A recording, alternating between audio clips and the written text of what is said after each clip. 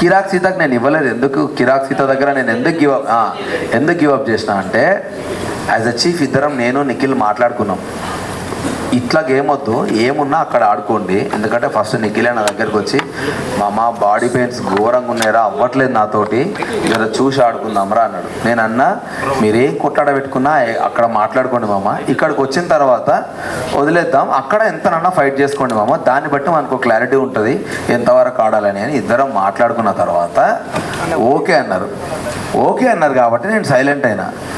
ఇంకోటి, సీతకు ఆల్రెడీ చాలా దెబ్బలు తగిలినాయి అండ్ తలకు కూడా దెబ్బ తగిలింది ముందు రోజు హెక్టాస్క్ ఆడినప్పుడు.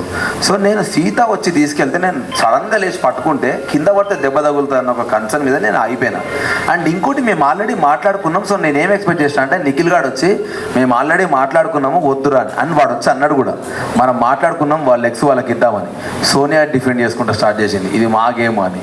ఇక అడ్డంగా వితండవాదం చేస్తే నేను ఏం చేయలేను. యాజ్ ఎ చీఫ్ మాట్లాడుకున్నప్పుడు ఆ రూల్ ఒకటి వెళ్ళాలి.